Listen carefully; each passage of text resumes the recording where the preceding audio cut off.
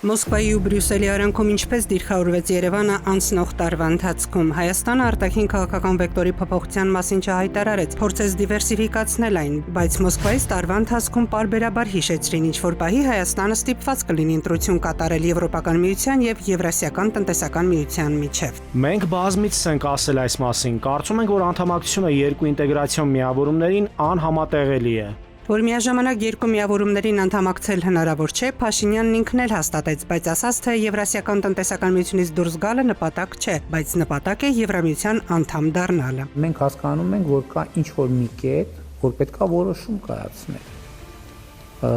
Բայց այսօր այդ կետը չի։ Այսինքն այսօր նման որոշում կայացնելու անհրաժեշտություն չկա։ Այսինքն երբ որ կգա այդ որոշումը կդառնա, որ եկել ենք հասել ենք այդ կետին, եւ պետք է որոշում կայացնենք, այդ ժամանակ կկայացնենք որոշումը։ Ռուսական կողմից հենց այսօր էլ արձագանք եղավ։ Դեսպան Կոպիրկինն ասաց, Ռուսաստանը հետևում է Վաշինգտոնում հայտարարված Թրամփի ուղին միջազգային խաղաղության եւ բարգավաճման համար հայ-ամերիկյան նախաձեռնության շուրջ զարգացումներին։ Դիվանագետը դարձյալ շեշտեց ուղիղ տեքստով ԵԱՏՄ-ի եւ Եվրամիությանը միաժամանակ անդամակցությունը հնարավոր չէ։ Բրյուսելում ակնկալում են, որ Հայաստանը կմիանա հակառուսական պատժամիջոցներին, իսկ նման քայլերի հնարավոր տնտեսական հետևանքների մասին Եվրամիությունում բավարար չափով չեն մտածում։ Իսկ Բրյուսելում տարեվերջին ստորագրված Եվրամիություն-Հայաստան ռազմավարական օրակարգի մասին փաստաթուղթը ցնցումների մեջ գցեց Ադրբեջանին։ Բողոքեցին, հակասում է Ադրբեջանի հետ խաղաղության օրակարգին։ Իբր այդ խաղաղության օրակարգը բերել եզրագծին էին հասցրել օրական մի վերջնագիր սեղանին դնելով, եւ ահա այս փաստաթուղթը խանգարեց։ Տասնյակ անգամ Երևան-Բաքու Բաքու-Երևան ճանապարհը կտրած խաղաղության չարչարված փաստաթուղթը օվկիանոսից այն կողմ էլ հասավ։ Վաշինգտոնում նախաստորագրվեց նույնիսկ ու հիմա տարեվերջին արտգործնախարար Միրզոյանը հայտարարում է Երևանի ու Բաքվի միջև կան հարցեր, որոնց շուրջ կողմերը դեռ համաձայնության չեն հասել։ Բաքուն հայ-ադրբեջանական խաղաղության համաձայնագրի ստորագրման համար պահանջում է փոխել սահմանադրությունը։ Արտգործնախարար Միրզոյանը չլուծված խնդիրների շարքում ֆիքսում է հենց այս հարցը, պնդելով, թե այդ օրակարգի շուրջ Բաքվի հետ բանակցություններ չկան։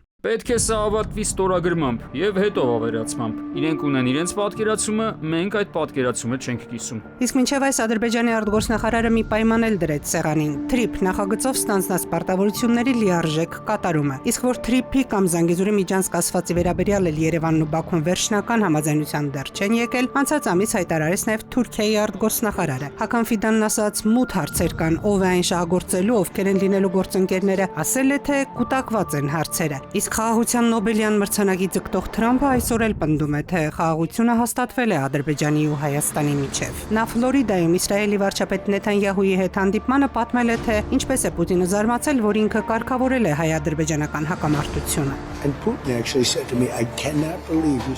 Պուտինն ասաց, թե չի կարող հավատալ, ինչպես ԱՄՆ-ն կարգավորեց հայ-ադրբեջանական հակամարտությունը, երբ իրենք դա փորձում էին անել 10 տարի։ Ես բառացիորեն կարգավորեցի հակամարտությունը մեկ օրվա ընթացքում։ Ես երկուսին էլ ասացի, որ մենք կդադարեցնենք առևտուրը, այլևս ոչ մի առևտուր, ապա ես սահմանեցի 200% մաքսատուրքեր։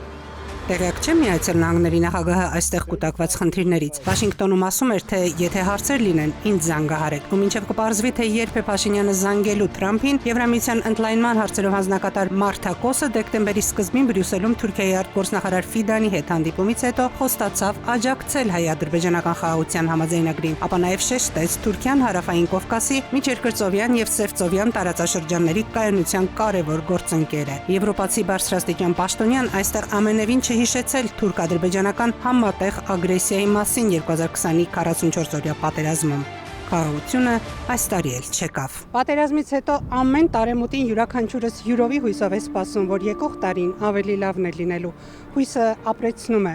Բարով թող գա հրեղենձի ու տարին, եւ թող Տերը ավելի բարի աչքով նայի մեր երկրին։ Շնորհավոր նոր տարի եւ Սուրբ Ծնունդ։